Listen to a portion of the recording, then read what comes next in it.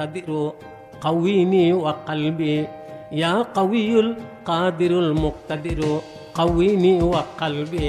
যদি এই দোয়াখানা আপনি 7 বার করতে পারেন ফরজের সালাম ফিরাইয়া, মরণ পর্যন্ত আপনার হার্টকে সুস্থ অবস্থায় রাইখা দিবেন। আজকে দেখা যায় বৃদ্ধ বয়স্ক যারা, এরারও হার্ট রোগে আক্রান্ত, জোয়ানেরাও আক্রান্ত, সবাই রোগে ফেরিয়ালায়।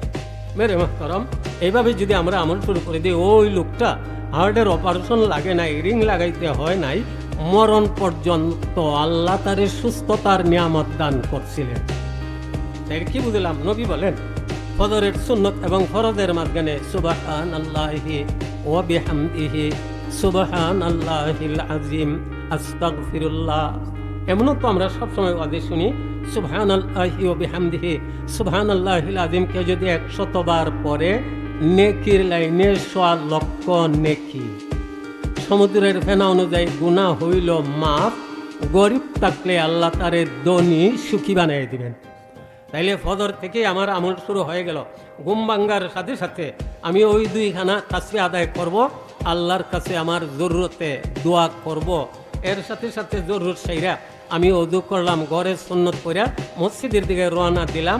এই তাসবিহখানা 100 বার পড়লাম, আল্লাহ আমারে দুনিয়ার লাইনে ধনী সুখী বানিয়ে দিবেন।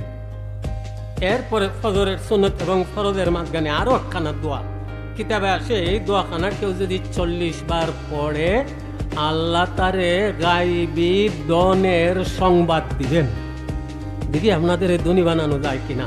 ফ্রি ভাবে গেলাম না আমি আমেরিকায়, গেলাম না লন্ডনে, গেলাম না সৌদিতে, কোথাও ঘরে বসে বসে আমি ধন পাই। আল্লাহ তাআলা দেওয়ার চাইলে কিভাবে দিতে পারেন। ইব্রাহিম খাওয়াজ সাহেব রহমতুল্লাহ হজের শহরে খানি নাই টাকা নাই, নিরিবিলি বসে দোয়া শুরু করে দিয়েছেন। উঙ্গানু বাবা এসে হঠাৎ করে একজন সুন্দর মানুষ এসে কয়, আর উঙ্গাইও না, এই নাও পানি দিলাম, এই নাও খানি দিলাম, এই নাও টাকার বান্ডিল দিলাম। উনি বলেন, কে আপনি? চিনলাম না। যে বলে, আপনি আমাকে চিনবেন না, আমি হইলাম বেহেশতের দারোগা রেদওয়ান ফিরিস্তা। আপনি যখন আল্লাহর কাছে দোয়া করছিলেন, আল্লাহ আমার নাম ধরে বলছেন আপনাকে দেওয়ার জন্য। এই বললাম এক ঘটনা। আর একটা আসিফ ইবনে আবি নজুদ রহমতুল্লাহ আলাইহি, উনি অভাবে পড়ে নিরিবিলি জায়গায় বসে আল্লাহর কাছে দোয়া শুরু করে দিয়েছিলেন। দোয়ার মধ্যে তিনি গায়বী টাকার ব্যাগ পাইছিলেন।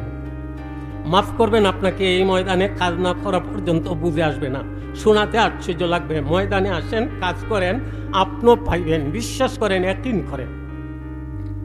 ব্যাগটা উনি খুললেন, দোয়া বন্ধ করে খুললে দেখেন এক সাইডে 22 করা 80টা স্বর্ণ মুদ্রা, মানে 80 বড়ি স্বর্ণ, আর অপর সাইডে তুলা দ্বারা বেষ্টনী স্বর্ণের একটা পাথর। সুবহানাল্লাহ।